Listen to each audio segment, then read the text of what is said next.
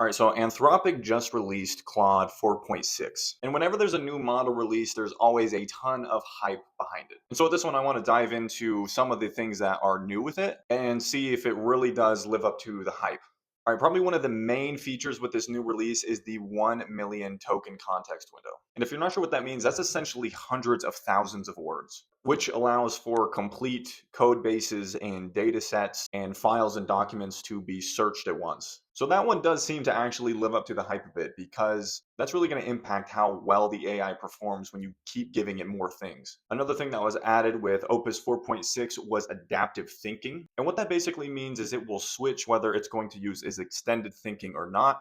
Previously, this was just something you had to either have on or off. Now it's going to switch that according to the task level difficulty. This type of thing was already being done with OpenAI and some of these other AI platforms, but this is a really nice thing that Claude has added so you just don't use up as many tokens as quickly. The other big thing is the agent teams, which means that you can have multiple agents working in parallel rather than having them work sequentially, right? So before Claude would make an agent and an agent would do one task, and then once that was done, the next agent would do their task. Now they can all run at the same time. All right, the next one is its ability to apparently do financial analysis. Financial analysis is something that AI typically really struggles with, and people are typically really hesitant to use it for this because when you get in the world of finance, you really don't want mistakes and you want to be able to see what's going on underneath the hood. So does it live up to the hype? If you were someone who is really into coding and software development, this is going to be huge. But also, if you're someone who just finds yourself really frustrated with how AI tends to forget things and loses context of the situation, this seems like a big step in the direction where it's not going to be forgetting that stuff as much. So, should you be using this new model? Well, if you're someone who's coding or doing multi file projects,